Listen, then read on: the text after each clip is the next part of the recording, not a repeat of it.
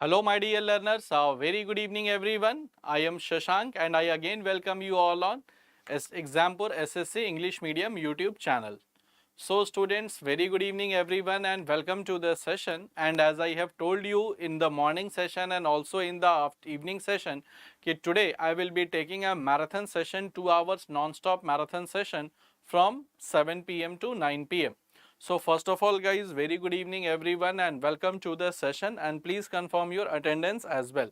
So please confirm your attendance, then we are going to start the today's discussion. So then we will be starting today's discussion, and just in for this session I have bought some interesting questions also.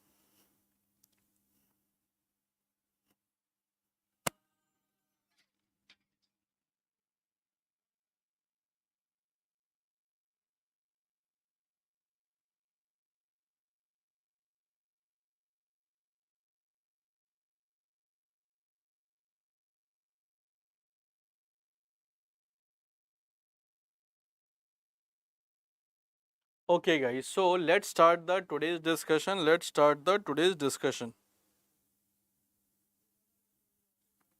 Okay, so Kirti Verma, good evening and welcome to the session guys, and I hope I should be properly audible and visible to everyone. So I think I should be properly audible and visible.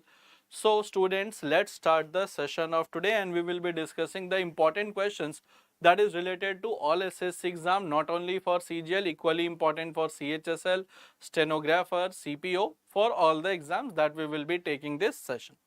So let's start the session, and this is a 2 hours non-stop marathon type of session. So let's begin the session guys, and here is the first question that is before you. The question is that you have to arrange these dynasties in the correct chronological order. So first of all, the first question before you is that you have to arrange these dynasties in correct chronological order. Means that which dynasty came first and which dynasty came last. And your options are Nandas, Shishunag, Haryank or Maurya. So which dynasty, that is what is the correct chronological order of the dynasties?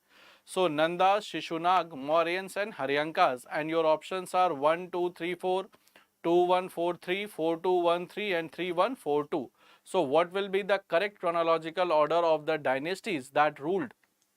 And what will be the correct answer guys? So whatever that is running in your mind, feel free to answer the question. And okay Kirti, so that is option C. You are going with option C. And these all dynasty guys, they ruled on Magad. So all these dynasties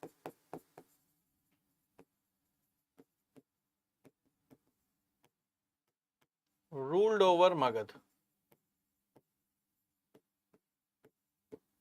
So first is Haryank, first, then Shishunag, that will be second, then third will be the Nand, and fourth will be the Mauryans.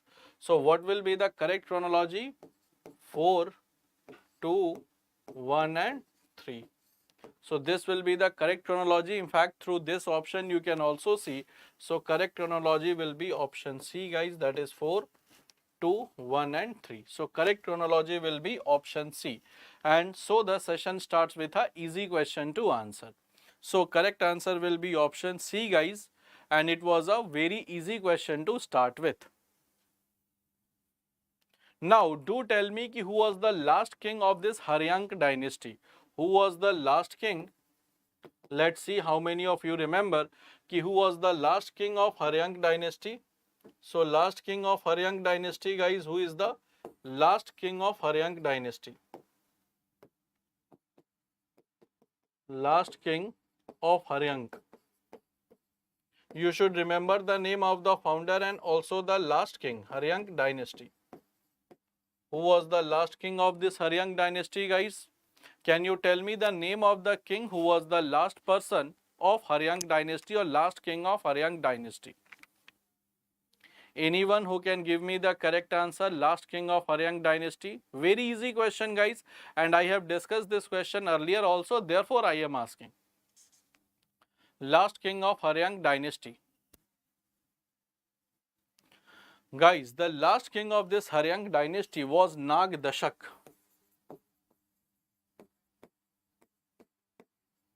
Nag Dashak, he was the last king of Haryank dynasty. So correct answer will be option C, that is 4, 1, 2, 3. That is the correct chronological order. Now come to a very easy question. Let's see how many of you can give the correct answer. Ki the Great Bath of Indus Valley, that was found where? So from where, guys, we have the evidence of Great Bath of Indus Valley civilization? Is it Harappa, Mohenjo-daro, Ropar or Kalibanga? So from where we get the evidence of the Great Bath? Easy question to answer.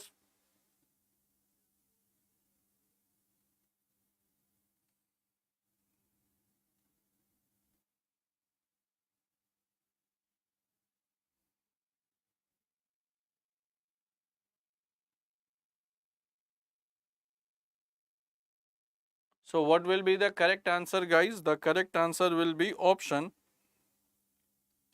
It will be option C, guys. That is Mohenjo-daro.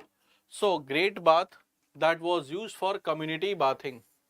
So that was used for community bathing during religious purpose.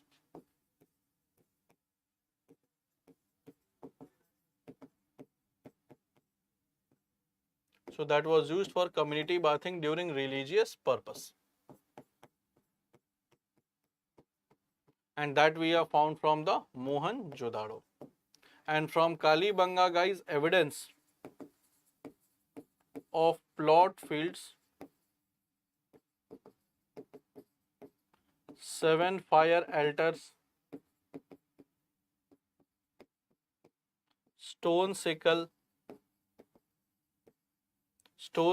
other than this stone sickle, wooden furrow.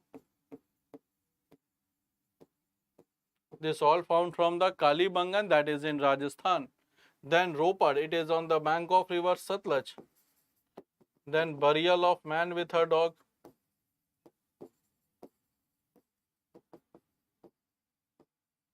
Then from Harappa, RS-37 crematory. Idol of a fisherman. So these all are found from Harappa. So correct answer will be, guys, option B, 2, that is Mohenjo-daro, and it means Mount of Dead. Mount of Dead. It is not mount, it is mound. Mound of Dead in Sindhi language. So Mound of Dead in Sindhi language. So correct answer will be option 2, that is Kalibangan. So sorry, Mohenjo-daro, that is called Mound of Dead. So correct answer will be, guys, option 2. Now come to the next question. This is also a very easy question to answer. These are the temples and these are located in the states. So Brihadeshwar, that should be temple, that is not Odisha temple.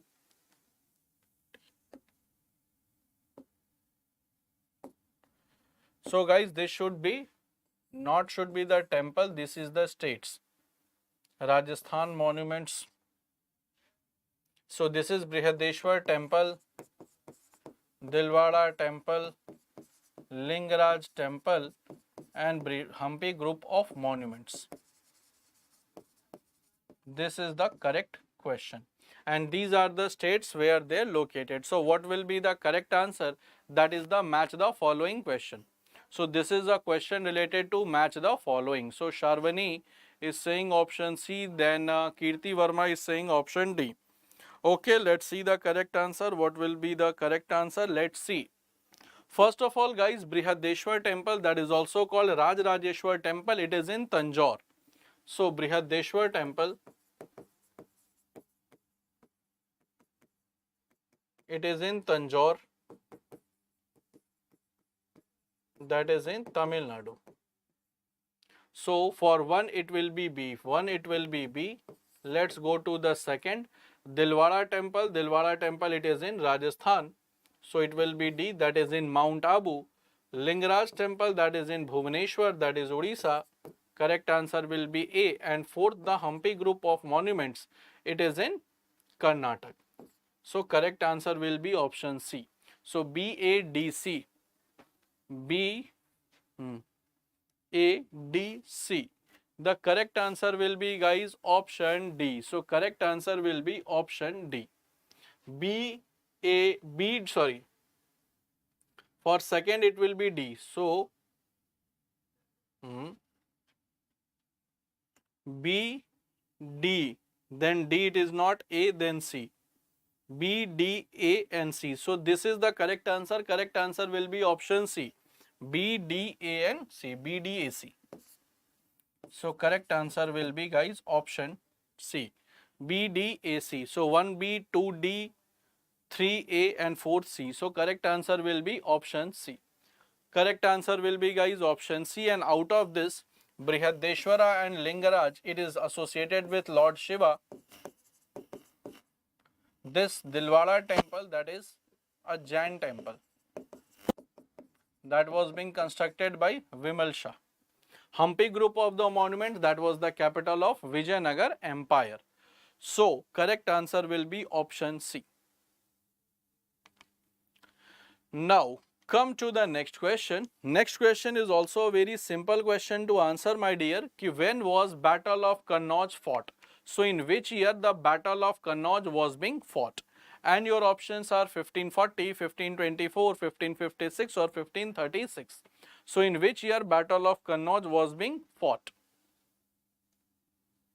Battle of Kannauj was being fought in which year?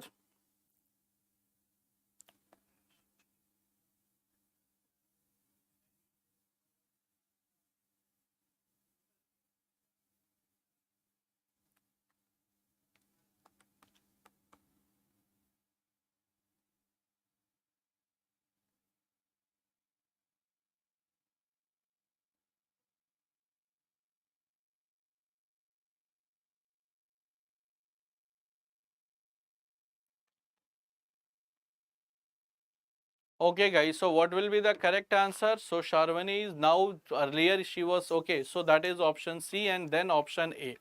Guys, first of all, Battle of Kannauj, it is also called Battle of Bilgram. So Bilgram, it is a place in Kannauj. So Bilgram, it is a place in Kannauj, so it is somewhere written Battle of Bilgram also. And it was fought in 1540, and this battle was fought between Humayun versus Sher Shah Suri. So this was between Humayun versus Sher Shah Suri.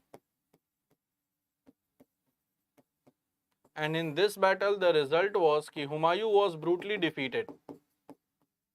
Humayun was brutally defeated. Humayun was brutally defeated and he fled to Iran. So Humayun was brutally defeated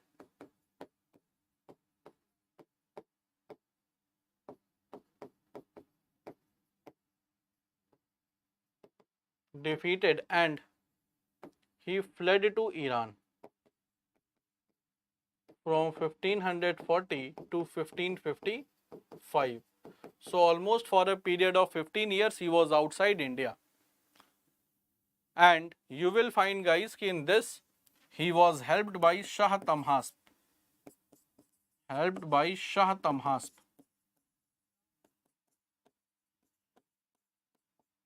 who was the king of Iran.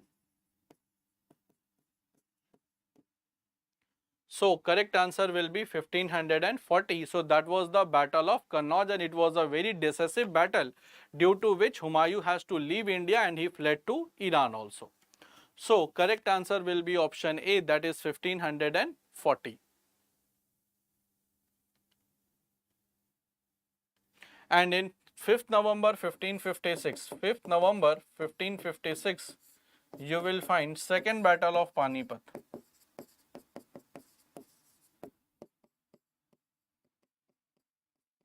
between Hemu versus Akbar.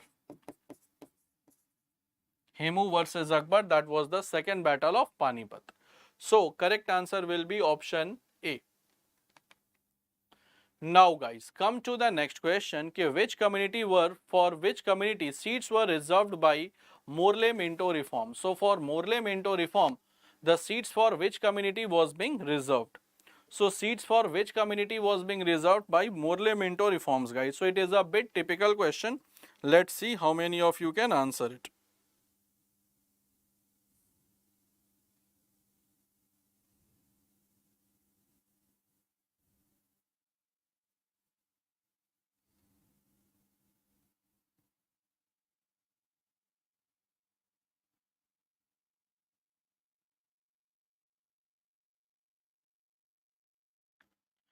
So let's see the correct answer. So that is option B. Okay, Sharvani is saying option B. Kirti is also saying option B. So guys, we are talking about, okay, Morley Minto reform. Yes, Morley Minto reform, that is Government of India Act, or simply it is also written as Indian Council Act 1909, and it was for the Muslims. So separate electorate was given to Muslims. So separate electorate was given to Muslims.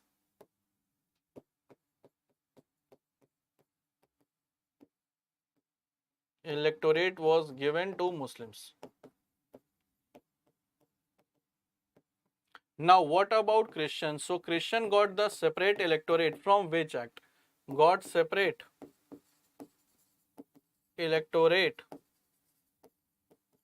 from which act? So they got separate electorate from which act, guys? Christians.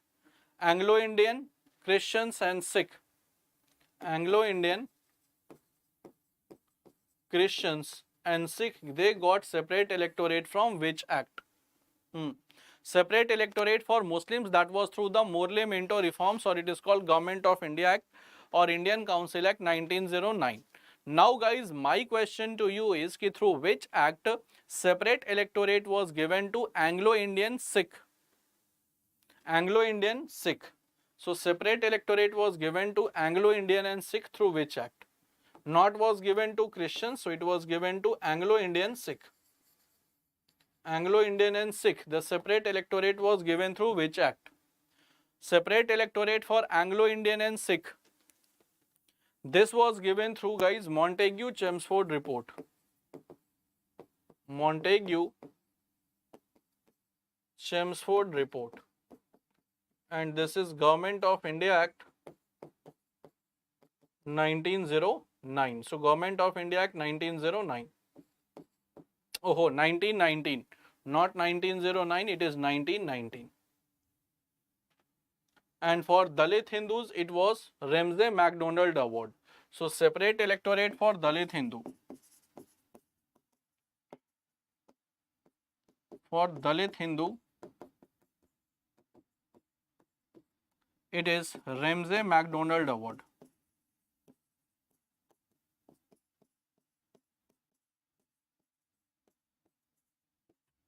16th August 1930. So correct answer will be, guys, that was for Muslims. So correct answer will be option B.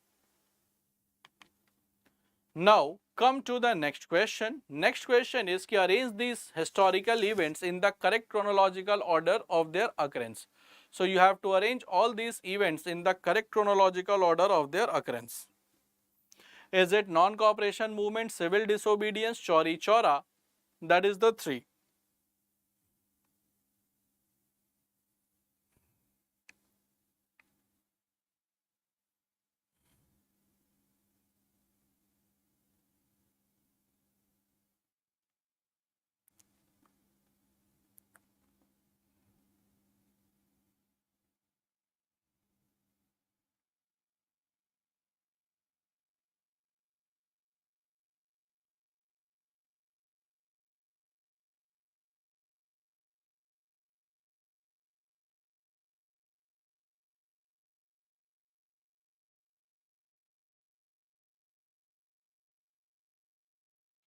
Okay, what will be the correct answer, guys? You have to arrange all these events in the correct chronological order. So you have to arrange all these events in correct chronological order.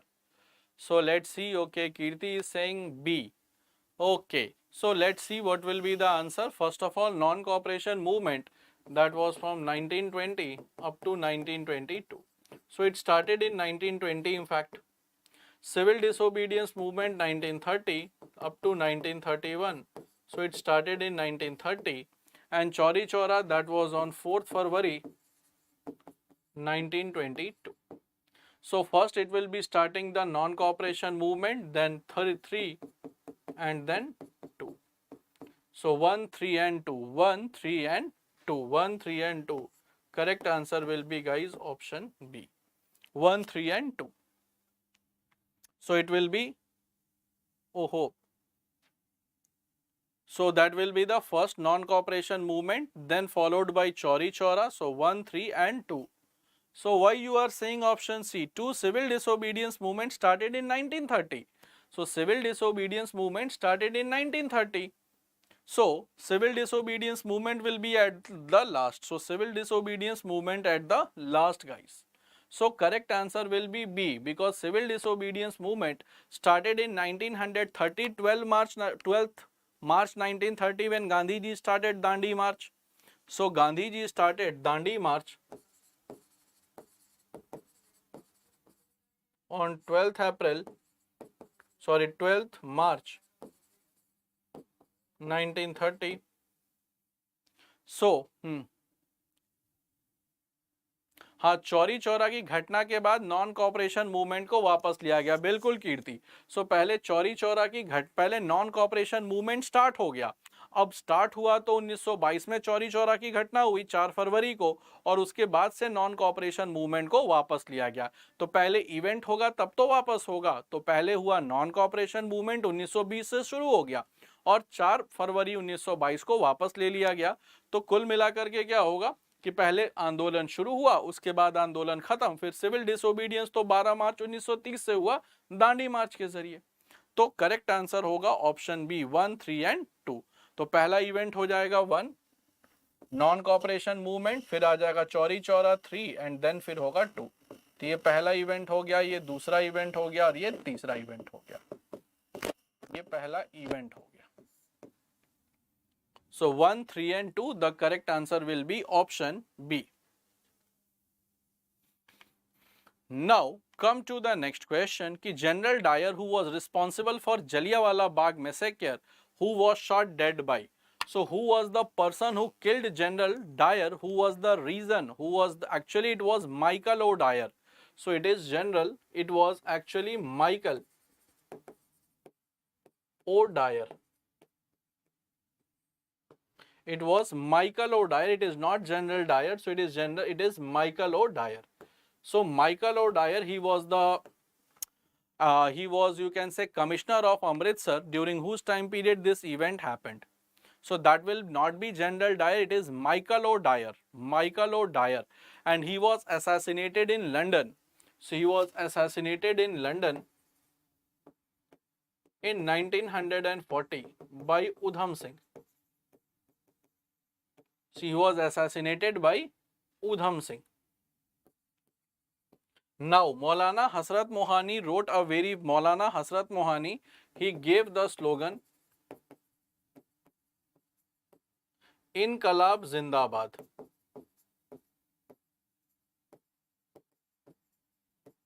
Inqilab Zindabad.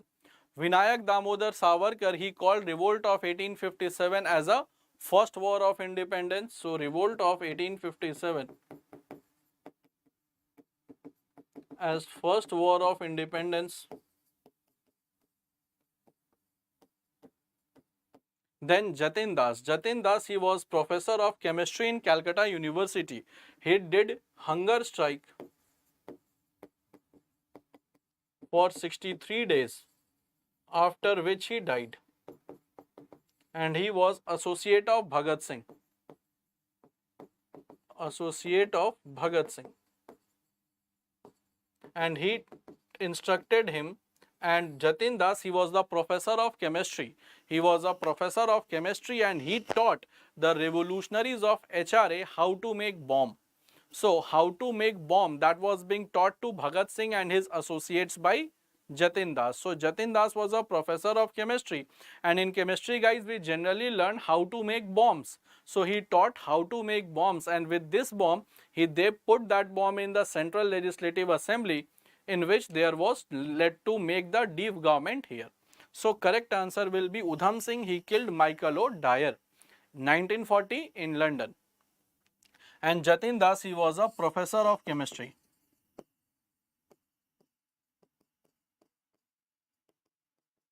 And he taught them how to make bomb.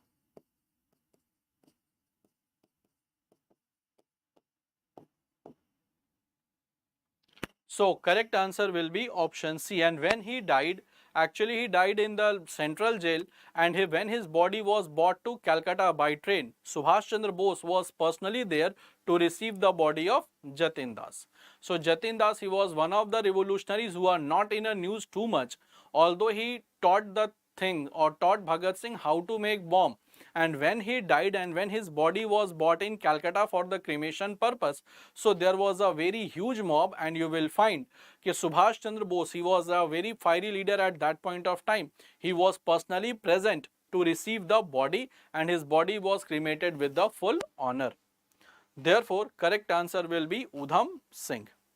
And on the name of Udham Singh, guys, there is a district in Uttarakhand that is called Udham Singh Nagar. So on the name of this famous personality Udham Singh, there is a district in Uttarakhand whose name is Udham Singh Nagar. So Udham Singh Nagar, there is a district in Uttarakhand that is named after Udham Singh.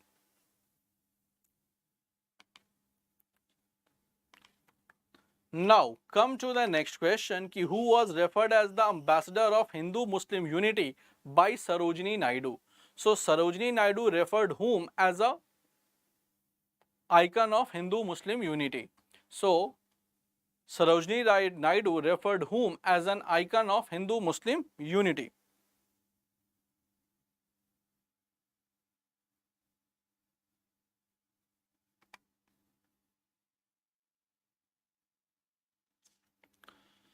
Icon of Hindu-Muslim unity, guys, who was referred as the icon of Hindu-Muslim unity?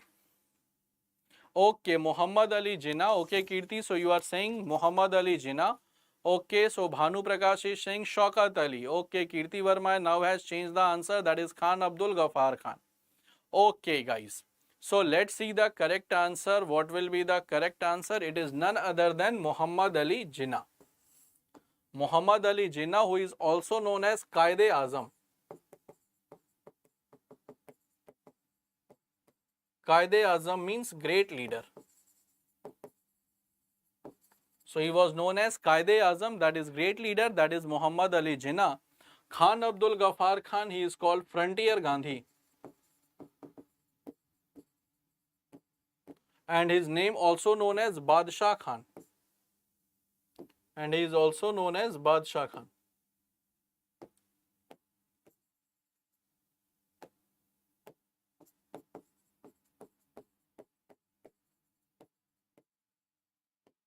And Shaukat Ali, he was the founder of this Khilafat movement.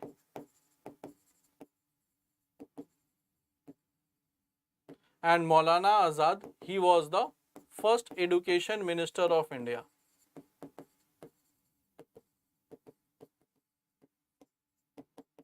And the youngest president of Indian National Congress. So correct answer will be, guys, Muhammad Ali Jinnah. Muhammad Ali Jinnah and Sarojini Naidu said about Gandhi-Irwin Pact, it is a pact between the two saints. So Gandhi-Irwin Pact, so for Gandhi-Irwin Pact, Sarojini Naidu gave the statement that this is a pact between two saints. So Gandhi-Irwin Pact was said by Sarojini Naidu that this is a pact between two saints. One saint is Mahatma Gandhi, another saint is Lord Irwin. So pact between two saints, that was Gandhi-Irwin Pact, and it was being said by Sarojini Naidu.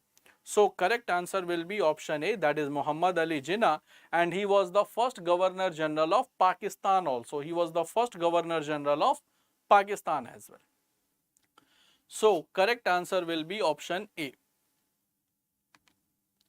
Now, before I should proceed to the next question, guys, only few hours left for this offer to end. If you are interested, so Exampur has introduced, guys, Exampur has bought flat 75% off on our all the courses. So it has bought flat 75% off on our all the courses. Just you have to use the code Diwali75 to avail this offer. So Diwali75 to avail this offer, and it is flat 75% off on our every courses. Almost every courses is being covered through this special discount on the eve of Diwali Dhamaka offer. So, and this is available till 27 October midnight. So, this is available till today, that is till midnight. So, if you are interested in purchasing any of the courses, well, this is the high time to purchase the course at a discounted price. Now, through this particular course, you can purchase through our Exampur official app. And what are the features of this app? First of all, you will be getting the job alerts of all the important examination for which you are preparing. Then structured paid courses at affordable fee. Then free PDFs including the PDF of current affairs. Including the PDF of current affairs that you will be getting, and current affairs that will be on bilingual basis. Now unlimited quiz to practice, and this will be sectional plus subject wise plus full length. Then free previous year PDF along with the solution so that you can finally judge कि what is the level of the exam, what type of question comes to make your preparation strategy better. And then you have All India Scholarship Test to evaluate your performance. To evaluate your performance, there is the facility of All India Test also, so that you can write and you can check yourself कि right now what is the position of preparation. And you can download this application through the Google Play Store. So through Google Play Store, you can download this application. Google Play Store. Okay guys, so this was all about our Exampur application through which you can use Diwali 75 code and you can purchase the courses. Now let's come to the next question. The maximum time a person can continue to be the minister of a state government without being the member of the state legislature. So what is the maximum time for which a person can become a minister without being the member of the state legislature? Is it 1 year, 3 months, 6 months, or no time limit? So if a person becomes the minister and is not the member, so by what time he can continue as the minister?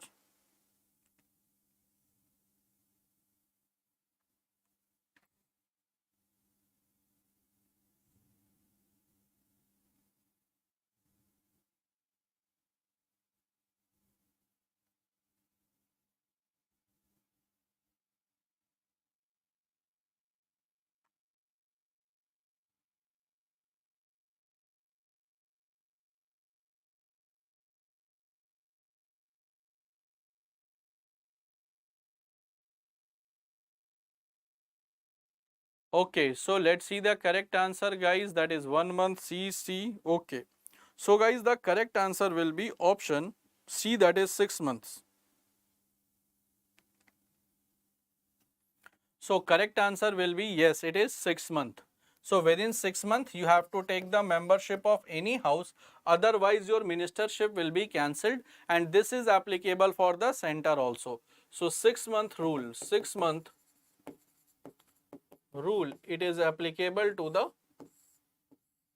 center as well as for the state. So it is well applicable for the center, same it is applicable for the state also. So if you are a member, if you are not a member of any house of the parliament or state legislature, despite you can become minister, but you have to take the membership within 6 months, otherwise your ministership will be cancelled. So correct answer will be 6 months from the date of becoming minister. So 6 of month from date of appointment, that is calculated. 6 months from the date of appointment. No. Okay. Come to the next question. There are usually 3 parliamentary sessions in India: budget session, monsoon session, and which is the third session? So generally we have 3 parliamentary sessions. One is budget, one is monsoon. Which is the third session?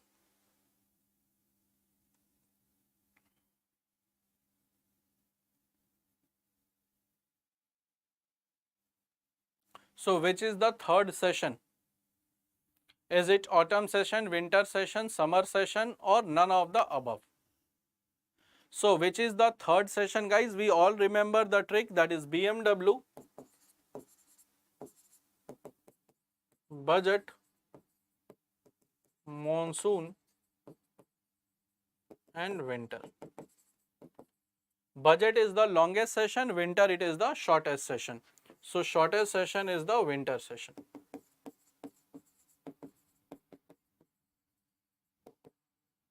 Shortest session is the winter session and longest session it is the budget session. And the maximum gap of between two sessions, maximum gap between two sessions of parliament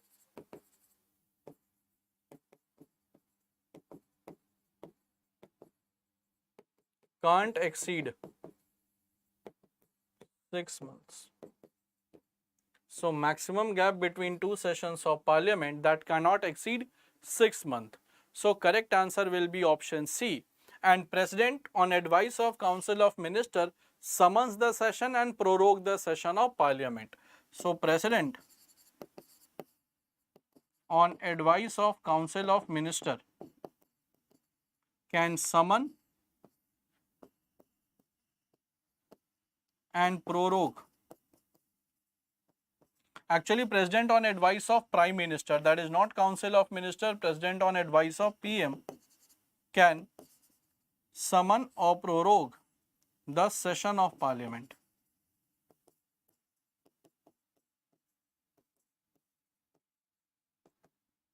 So correct answer will be option C, that is the winter session. Correct answer will be C, that is the winter session. This is the shortest session, budget is the longest session. Okay guys, now come to the next question ki who among the following was never a speaker of Lok Sabha? So out of this four, who was never a speaker of Lok Sabha? Out of this four, who was never a speaker of Lok Sabha?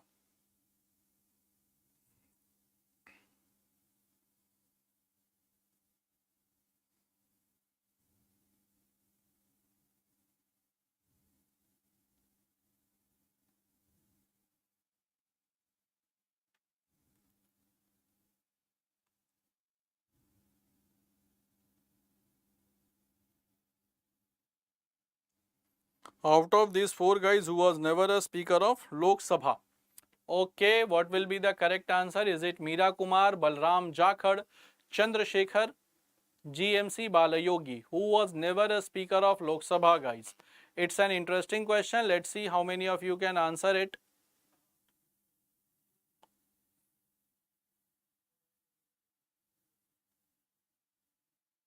So never a speaker of Lok Sabha. Okay, so GMC Balayogi. Okay, Sharwani. Okay, you are going for D.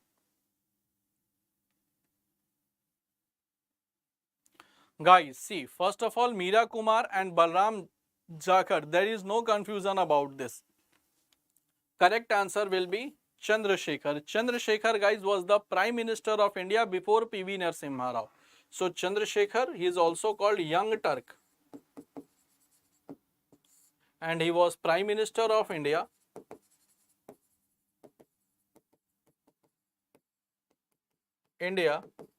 before PV Narasimha Rao. So he was the Prime Minister of India before PV Narasimha Rao. He was the 9th Prime Minister of India. So he was the 9th Prime Minister of India. And if I tell you in a simpler way so that you can remember for a longer time, so he was the Prime Minister of India before PV Narasimha Rao. And we all remember PV Narasimha Rao as the founder of LPG model. So before PV Narasimha Rao, the Prime Minister of India was Chandrasekhar, and because of his fiery thoughts, he was also called Young Turk. Therefore, correct answer will be option C. And GMC Balayogi, guys, he was the only speaker of Lok Sabha who died in helicopter crash. So GMC Balayogi, he died within office in helicopter crash. So he died within office during the helicopter crash. Balram Jakhad, he was also the Lok Sabha speaker, and Meera Kumar, we all know, first female speaker And speaker, guys, that is defined in Article 93 and is the presiding officer of the Lok Sabha. So, Article 93 and is the presiding officer of the Lok Sabha, that is speaker. So, correct answer will be option C, that is Chandrasekhar. Correct answer will be option C. Now, let's come to the next question. It's a very easy question to answer, in fact. The Indian Standard Time is, so what is the Indian Standard Time?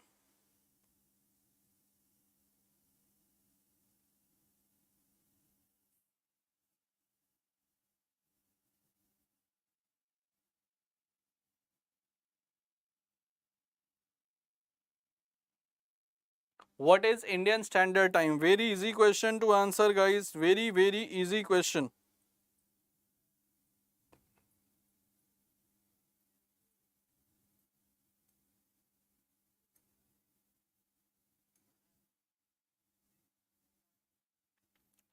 So, what will be the correct answer? It's an easy question to answer, very easy, and I hope everyone will be giving me the correct answer.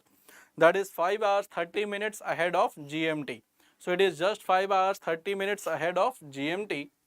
So, 5 hours 30 minutes ahead of GMT, and Indian Standard Time is 82.5 degree east longitude,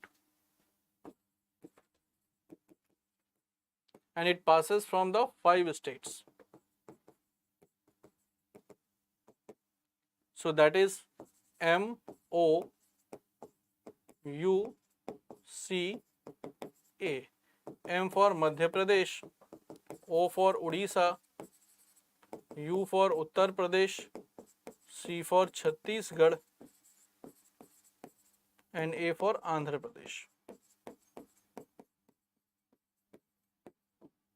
So these are the 5 states from where it is passed. So 5 hours 30 minutes ahead of GMT. So correct answer will be option A. And I hope, guys, that should be clear to all of you, and it was an easy question for us to answer also.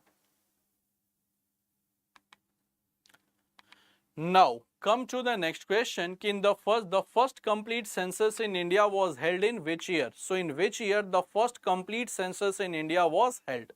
And your options are 1881, 1873, 1891, 1885. So in which year first complete census was held?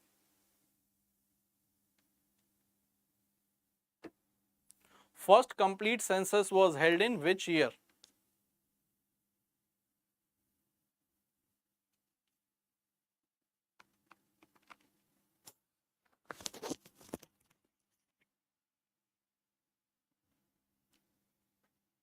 First complete census was held in which year? 1881, 1873, 1891, 1885.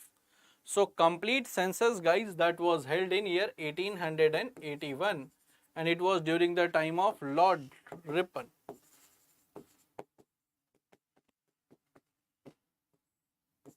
1880 to 1884. Now, guys, presently the year that ends with 1, the census happens on that year. The year that ends with 1, the census happens on that year.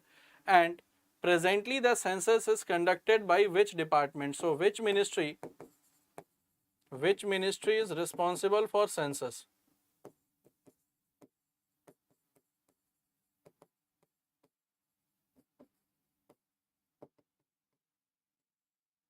Which ministry, guys, is responsible for census? So under which ministry the census is occurs, census is conducted? So which ministry is responsible for census?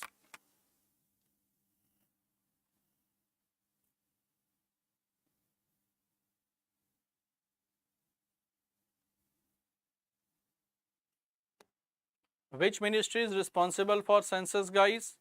That is MOHUA. So this is which ministry, Bhanu?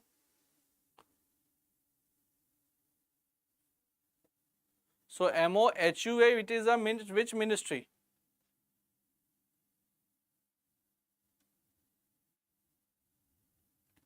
So which ministry is responsible for census, guys? For census calculation, which ministry is responsible? Guys, the ministry that is responsible is MHA and the department is RGCCI, that is Registrar General and Census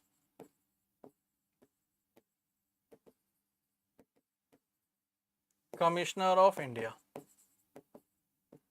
So this is Registrar General and Census Commissioner of India. So Housing and Urban Affairs, no, it is Ministry of Home Affairs. So in 1881 that was being conducted for the first time, and the year that ends with 1, on that year the census is being conducted, and census generally it is conducted by RGCCI, that is Registrar General Census Commissioner of India, that works under Ministry of Home Affairs. So that works under Ministry of Home Affairs, guys.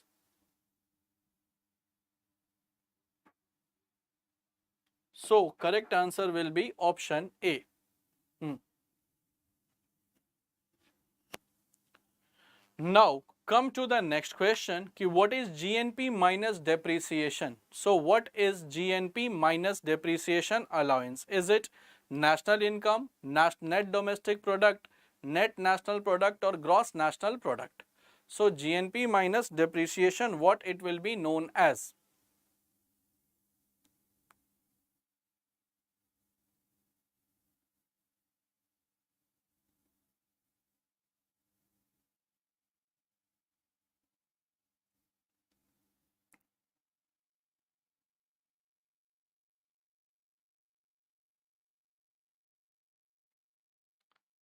So GNP minus depreciation, what it is known as?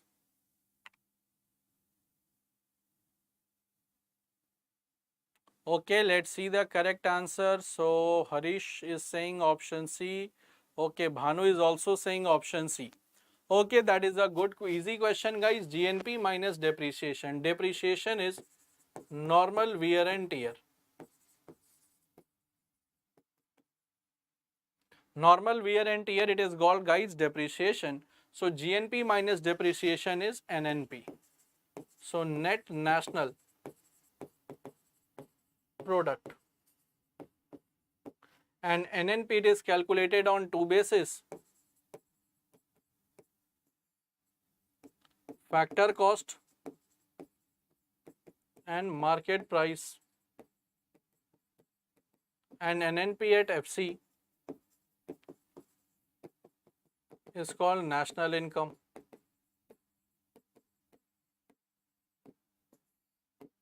NNP at FC is called national income. And NDP it is calculated GDP minus depreciation.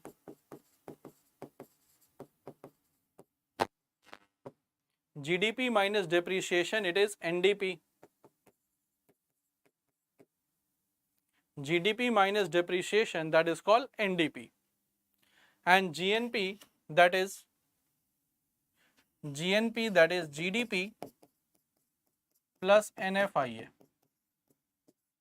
that is net factor income from abroad. Net factor income from abroad, that is GNP. So correct answer will be, guys, it is NNP. So GNP minus depreciation, and GNP, how we calculate GDP plus NFIA. So correct answer will be option C. Correct answer will be, guys, option C.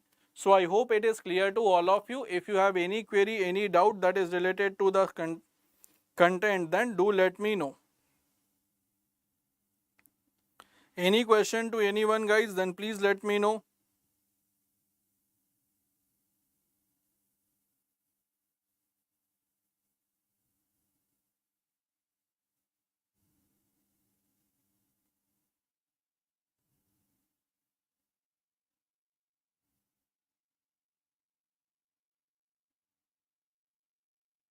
Okay, so shall I move to the next question?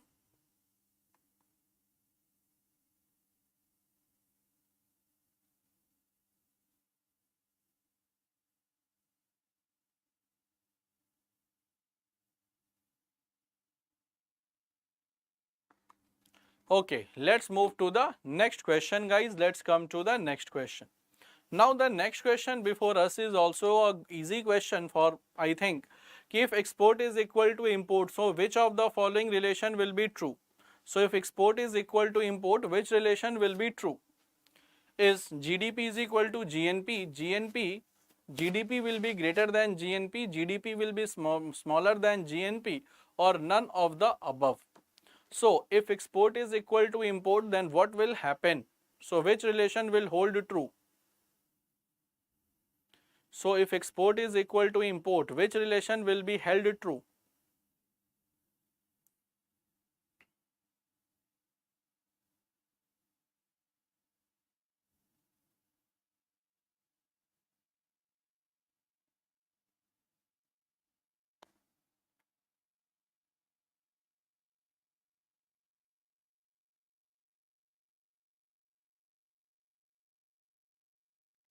Okay, so Bhanu is saying option A, that is GDP will be equal to GNP. Okay, let's see the other answers in fact. See, if export is equal to import, so GDP plus NFIA, that becomes GNP, and NFIA is inflow minus outflow of money. So whenever we will export, guys, the money will come, and whenever we will import, the money will go. So once inflow and outflow, that will become zero, so there will be no export or import. So NFIA will become zero, so GDP will be equal to GNP. So correct answer will be GDP, that will be equal to GNP. And if GDP plus NFIA is there, so that will become GNP. So if NFIA is positive, if NFIA value is positive, then GNP will be greater than GDP, and if NFIA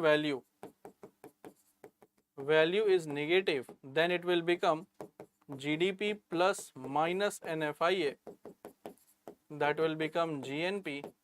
So then GDP will be greater than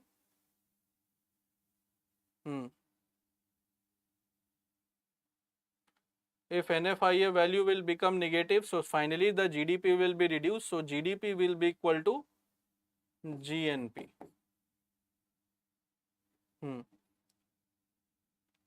Because the overall value of GNP will be reduced, so GDP will be greater than GNP. So this is the condition of India where GDP is greater than GNP. So this is the condition of developing and underdeveloped nation. This is the condition of developed nation, and this is the condition where export and import are equal. So correct answer will be option A, that is GDP is equal to GNP. Now come to the next question, guys. Next question we have, in economics IPO stands for. So what is IPO in terms of economics? So what is IPO in terms of economics?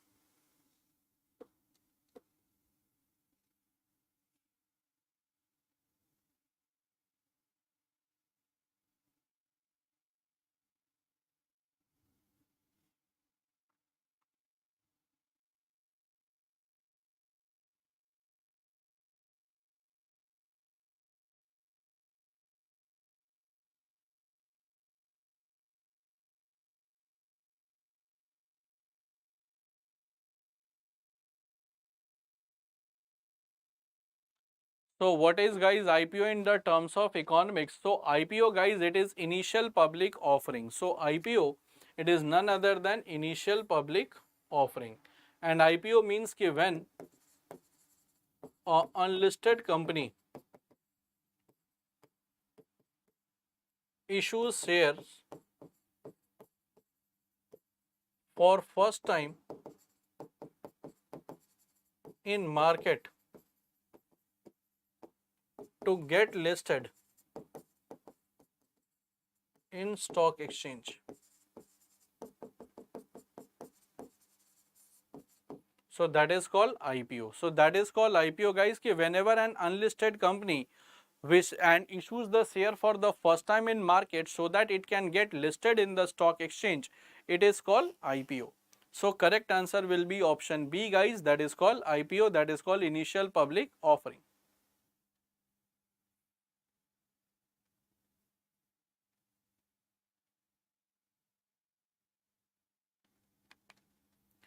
Now let's come to the next question ki which state of India has introduced the fat tax on junk food? So which of the following state has introduced fat tax on junk food?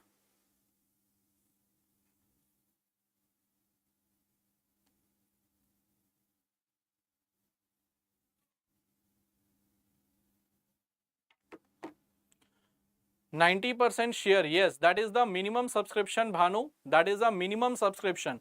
So minimum the share should be subscribed minimum 90%, otherwise the subscription will be cancelled and you have to return the money to the investors. So minimum subscription is 90%, yes. Minimum subscription it is 90%, otherwise the IPO will fail and you have to return the money to the investor. And that is a very bad thing for any company, that if you are issuing IPO and that IPO got delisted.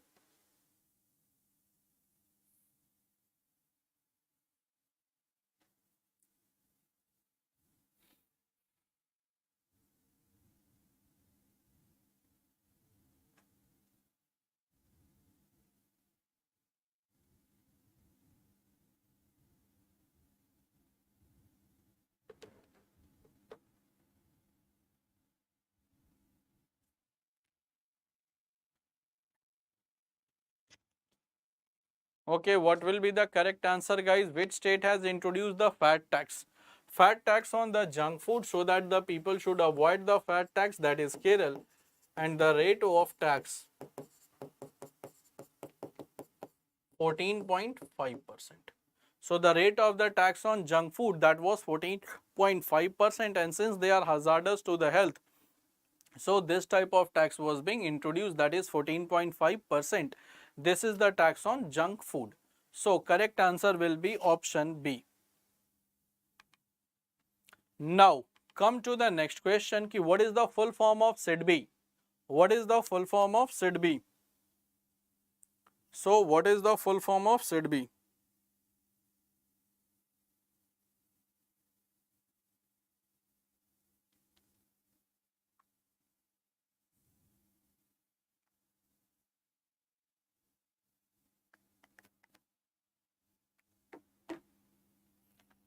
So what will be the full form of SIDBI guys? Do tell me. Small Industries Design, so Small Industries Development Bank of India.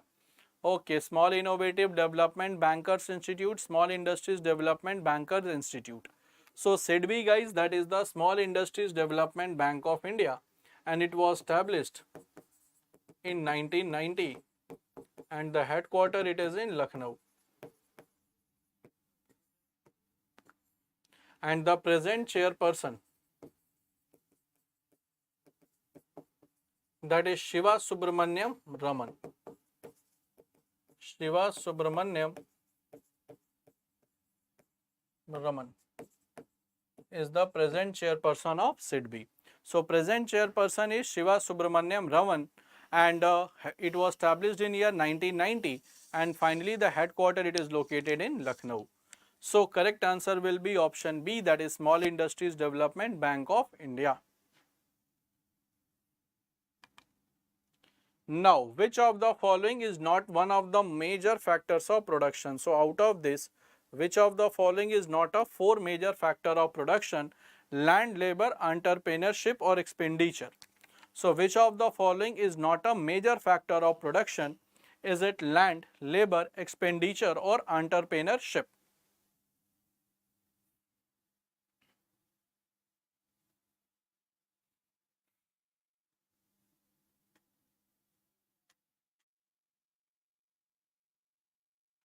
Okay, so that is okay option, okay, Bhanu is saying option D. Oh, okay, so Harish is saying option C, then D.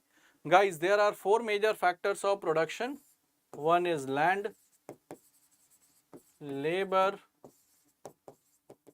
capital and entrepreneurship. So from land you get the rent, from labor you get the wages or salary, from capital you get interest and entrepreneur that works for the profit. So correct answer will be option C guys, that is expenditure. It is not the factor of production. It is not the factor of production. So good evening Hamsafar. So correct answer will be option C. Now, who is the lender of last resort? So which organization is also known as lender of last resort guys? Is it SBI, IDBI, NABARD or RBI?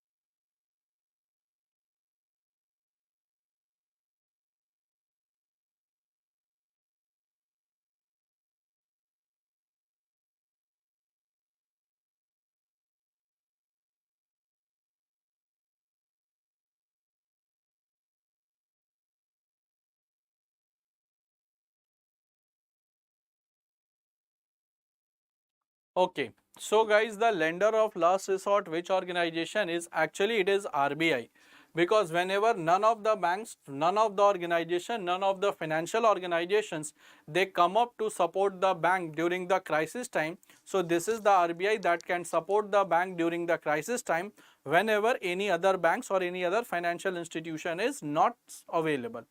So whenever any other financial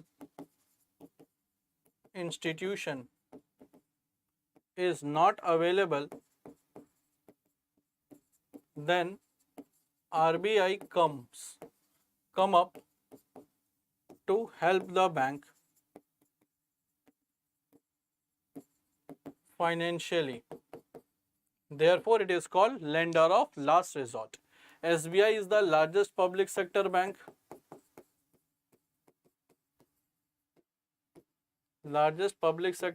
in India. Then IDBI, it is a private sector bank. NABARD, it is a regulatory authority.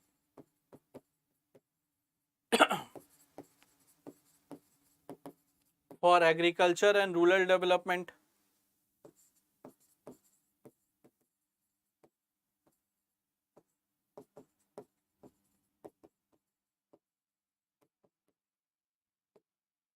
So correct answer will be option D, that is RBI. So correct answer will be option D.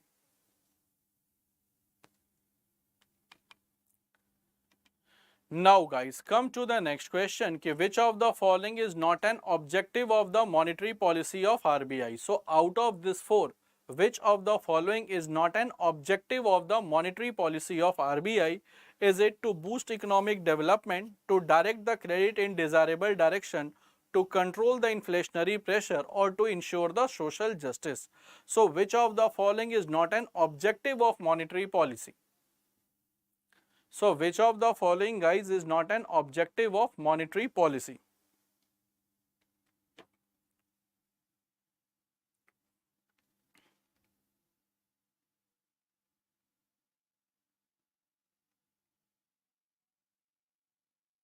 Okay, so not a objective of monetary policy guys, that is option D. That is to ensure the social justice, and this is the work of government of India, or this is the work of government to ensure the social justice. So correct answer will be option D. Correct answer will be option D guys. Correct answer will be option D. and monetary policy that regulates the demand and supply of money in economy, and monetary policy it is made only one time in the month of April and it is revised bi-monthly. So monetary policy it is formulated one time,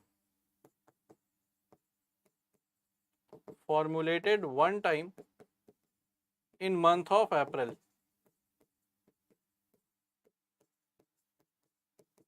every year and it is revised bi-monthly.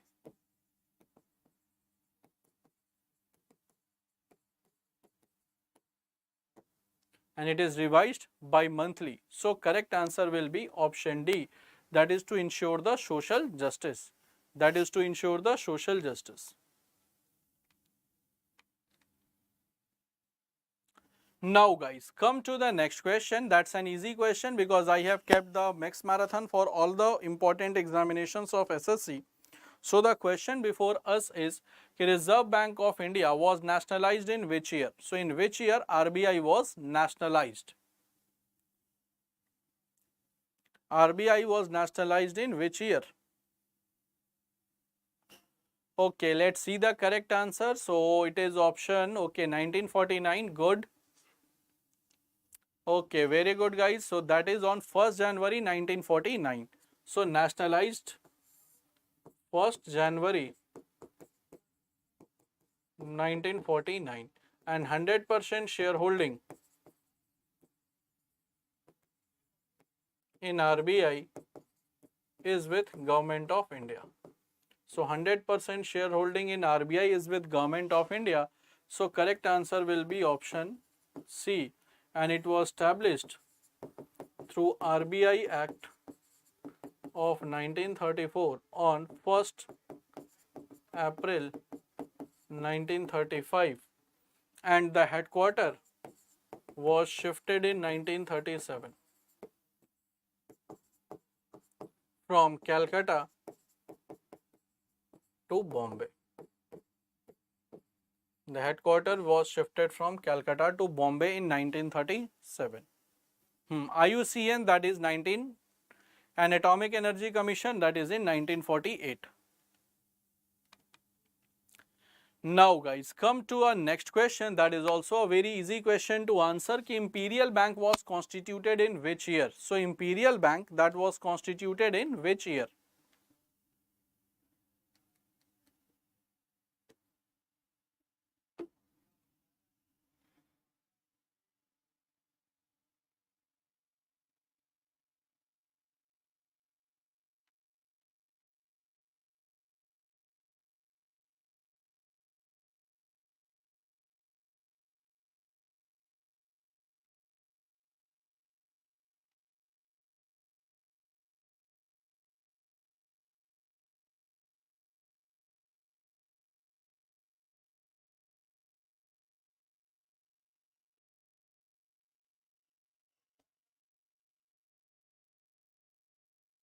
Okay guys, so Imperial Bank guys that was constituted in year 1921. So it was constituted in year 1921 and this Imperial Bank headquarter was in Bombay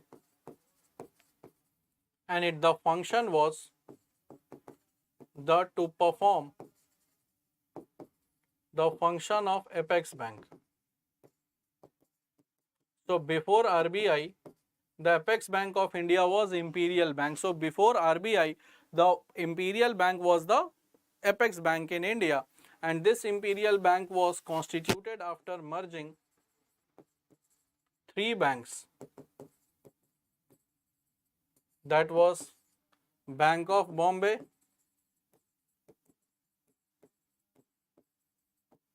Bank of Bengal and Bank of Madras. And they were individually known as presidency banks. So they were individually known as presidency banks.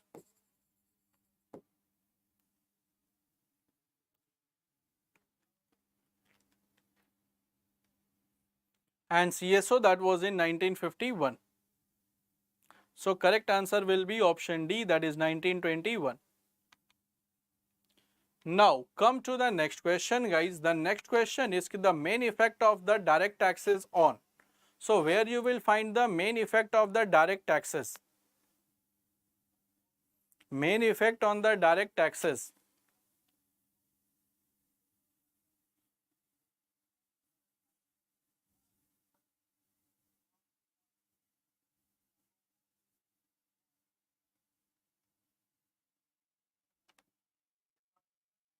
Main effect of the direct taxes is on guys where?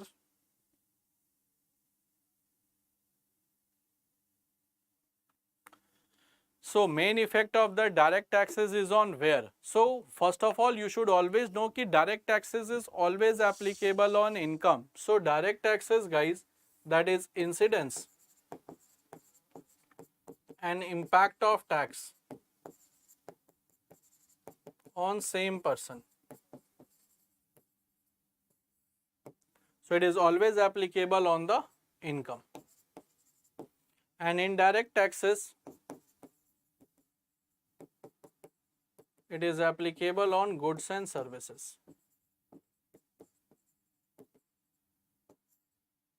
So correct answer will be option D, that is on income. So incidence and impact of tax directly on the people, it is called direct taxes, and it is always applicable on the income of the individual. So correct answer will be option D. Now come to the next question ki debenture holders of a company are. So if you have purchased the debenture of the company, any company, if you have purchased the debenture, so in terms of economy, what you have given to that company? You are a shareholder, creditor, debtor or director. So if you are a debenture holder, what technically you are for the company?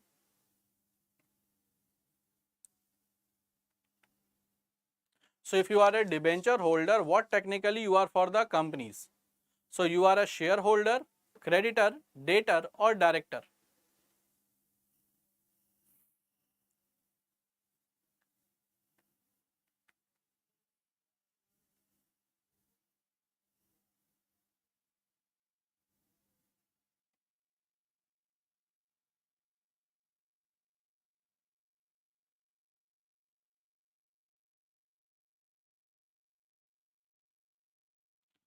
So guys, first of all, debenture, it is a type of a debt instrument. So debenture, it is a type of a debt instrument.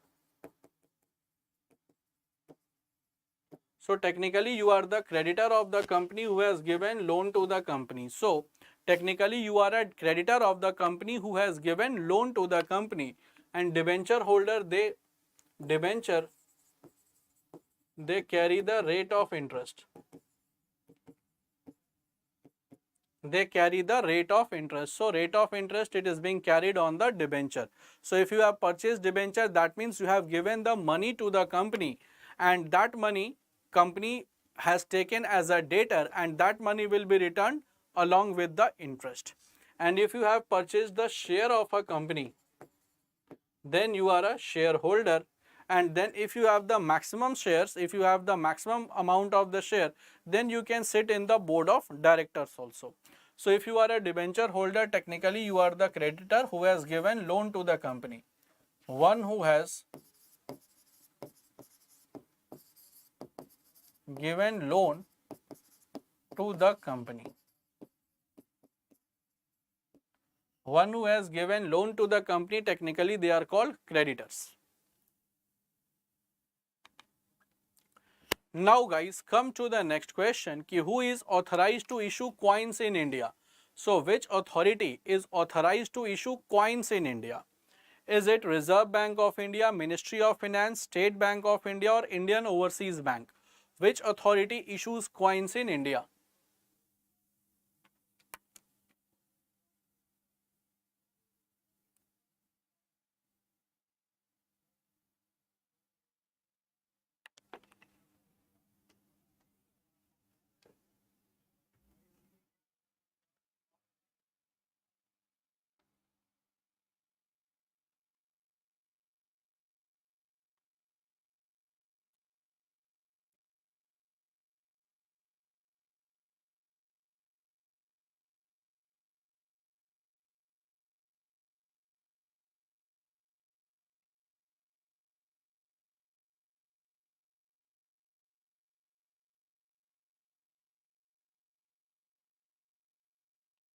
Okay, let's see the correct answer. So that is Reserve Bank, and somewhere they are saying that is the Ministry of Finance. Guys, one thing you should always remember: banknotes are issued by Government of India. So it is issued by RBI. So from 2 rupees to 2000 rupees, that is issued by RBI. Now technically we have the 5 rupees note that is also not in circulation. So technically 10 rupees to 2000. Now coins, they are issued by Government of India. So it is the Ministry of Finance. And there are 4 minting press.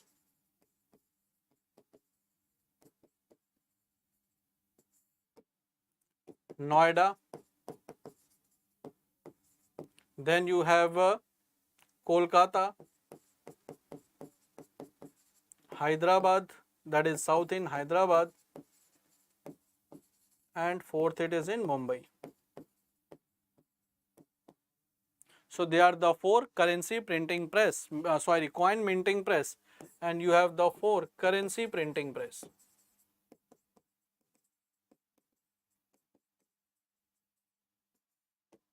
One it is in Nasik, Devas, Salboni, and Mysore. So 4 currency printing press, 4 coin minting press. So these are the 4 currency printing press and coin minting press. So correct answer will be, guys, option B, that is Ministry of Finance. Okay, come to the next question. Which of the following is an operating system? So out of these three, which of the following is an operating system? Ubuntu, Linux, Unix. And your options are only 1 and 3, all 1, 2 and 3, and none of the options is correct. So which of the following is an operating system, guys?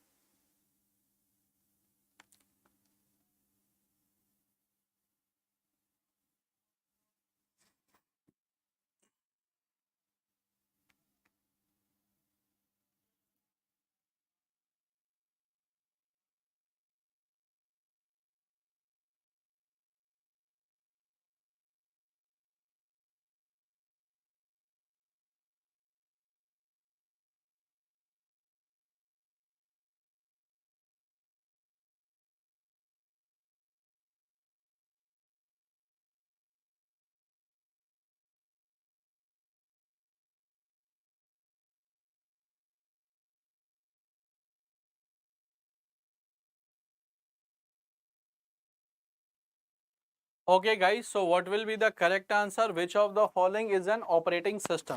So out of these guys, these all are the operating system. So Ubuntu, Linux, Unix, these all are the operating system. I think if you have studied computer science, so generally the server, they are of the Linux. So server, it is of the Linux, because Linux is an open source operating system and it is very difficult to frame virus for the Linux. Linux, Unix and Ubuntu, these are all the operating systems. So some of the students who have did the BTech in computer science or in IT, they must have used Linux, but maximum Ubuntu, they are not in fact in use. So they are also the operating systems also. So they, all these three are the operating system. Linux, Unix, Ubuntu. Now guys, very easy question. Let's see how many of you can give the answer. Very easy question, because sometimes the question come from computer as well. So input device, output device, browser. Very simple question. Which of the following is an input device, output device or the browser?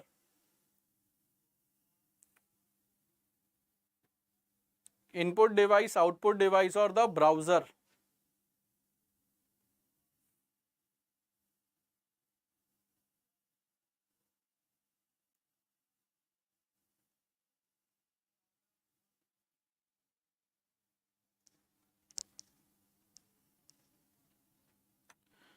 So input, output or browser. So what will be the correct answer? Okay, C. First of all, input device is the keyboard. For 1, it will be C. Output device is a printer. 2, it will be A. And then browser, 3 will be the B. So C, A.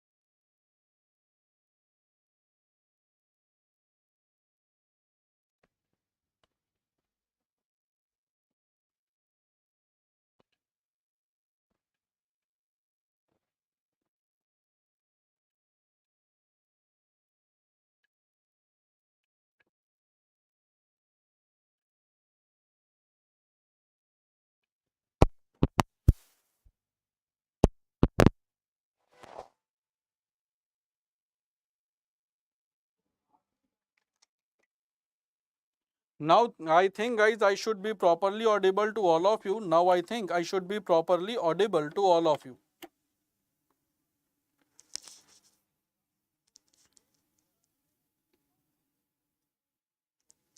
Now guys I think I should be properly audible to all of you because the battery of the main connector was being down. So due to the downing of the main connectivity battery, so that was down.